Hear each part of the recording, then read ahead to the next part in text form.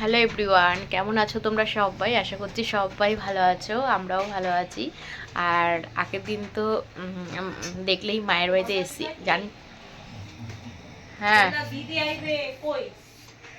আমি তো কি দিদি রাখতে আইবে, ওই কইলা যে বিকালে দুপুরবেলা আইবে। আমি তো কি দুপুরবেলা আসলে এখন বিকালে আসবে। যেটা করলাম, ভিডিও পোস্ট হয়ে গেছে, ভিডিওটা দেখলে কি না জানি না, যাই হোক, না দেখে থাকলে দেখে নেবে। আর আজকে তো মায়ের বাড়িতে আছি, তো আজকের ব্লগটা পুরো মায়ের বাড়িতেই হবে।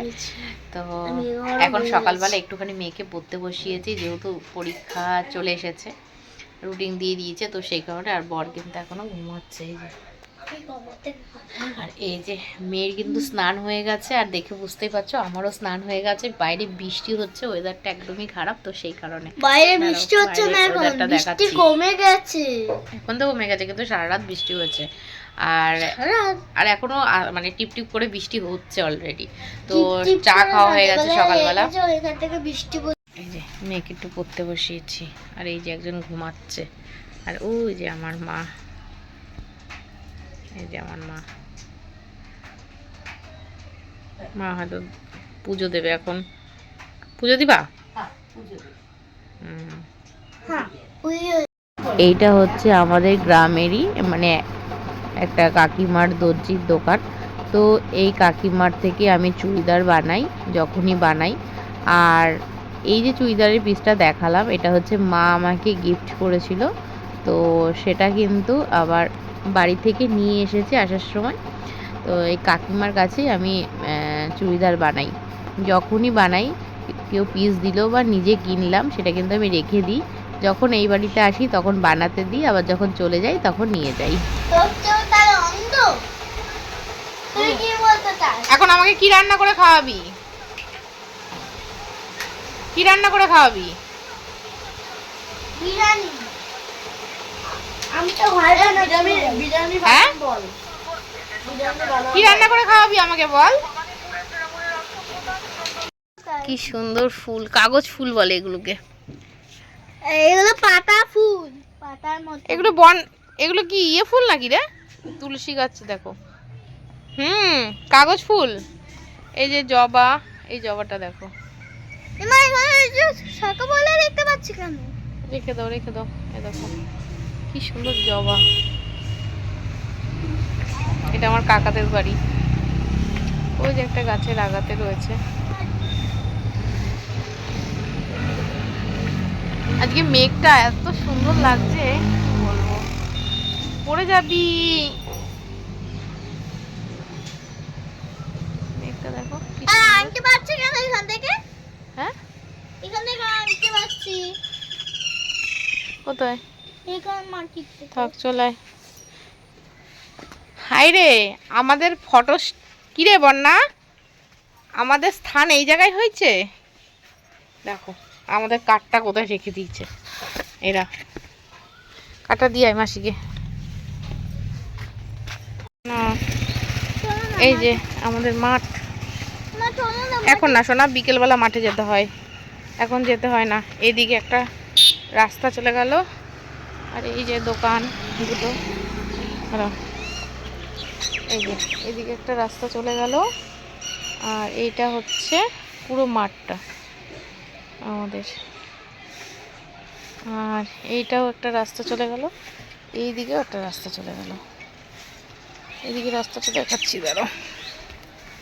এদিকে এই যে এদিকে একটা রাস্তা, এদিকে একটা রাস্তা, এদিকে একটা রাস্তা, এদিকে মাঠ, আর এদিকে হচ্ছে বাবার দোকান, আর এদিকে হচ্ছে বাড়ি। আরেকজন খালি গায়ে বসে আছে। তো এটা হলো আমাদের স্টেশনে যাওয়ার রাস্তা। তো দেখতে পাচ্ছ ব্রিজ, নদীর ওপর দিয়ে। আর আমরা যখন বাড়িতে যাই তখন তো রানাঘাট স্টেশন হয়ে যায়, তো এটাও কিন্তু আরেকটা স্টেশন। তো আমাদের বাড়িটা এমন একটা জায়গায় যে দুটো স্টেশনই পড়ে। তো আমাদের যাওয়ার সময় যেটা সুবিধা হয় সেই স্টেশন দিয়ে যাই, আর আসার সময় যেটা সুবিধা হয় সেই স্টেশন দিয়ে আসি। তো এটাও কিন্তু একটা স্কুল, আর স্কুলটা ভীষণই ভালো লাগে। স্কুল জীবনটা ভীষণই ভালো, ভীষণই আনন্দদায়ক, যেখানে কোনো চিন্তা ভাবনা কিচ্ছু থাকে না, শুধুই আনন্দ। আর এটা হচ্ছে একটা ঠাম্মা, এই ঠাম্মার 90 বছর বয়স, নিজে মুখে এটাই বলল। আমার মনে হয় আর একটু বেশি ছাড়া কম হবে না, কারণ আগেকার দিনে লোকেরা অনুমান করেই নিজেদের বয়সটা নির্ধারিত করে, কারণ তাদের বয়সের কোনো প্রমাণপত্র থাকে না।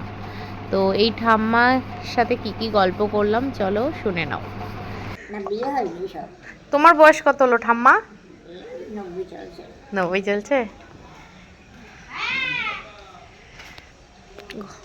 যাও মন্দিরে ঘন্টাটা বাজাও একটু।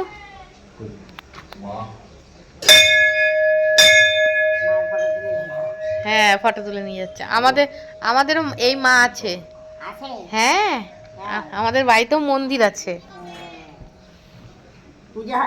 হ্যাঁ, বলি আমাদের এই যে শ্রাবণ মাসে 17 তারিখ।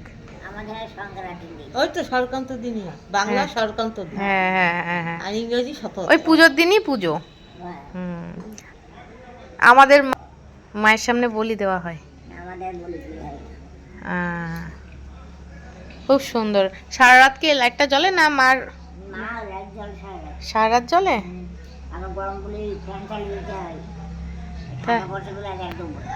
মাকে পাকা চালিয়ে দিতে হয়। তাই তো মার সব দিয়েছে, ঘন্টা, ফ্যান, মা সব দিয়েছে। আর আশীর্বাদ করি মাটাই। এই যে আপনাকে কত সুস্থ রেখেছে, আপনাকে কত ভালো রেখেছে। আপনি এখন এই বয়সে হাঁটা চলা করছেন, সুস্থভাবে চশমা ছাড়া চলছেন, তাহলে মার ভক্তি তো আমি তো করি দুবেলা। তাই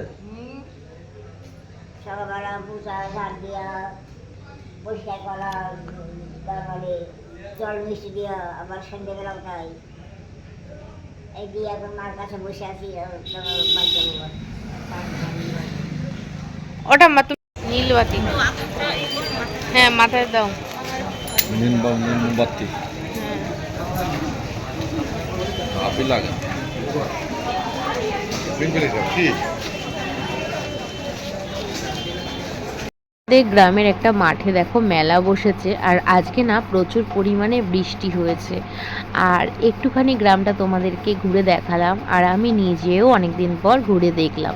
ভীষণই ভালো লাগলো নিজের গ্রাম আবার নতুনভাবে ঘুরে দেখতে। তো চলো টাটা, সবাই ভালো থেকো, সুস্থ থেকো। তোমাদের সাথে গল্প আমার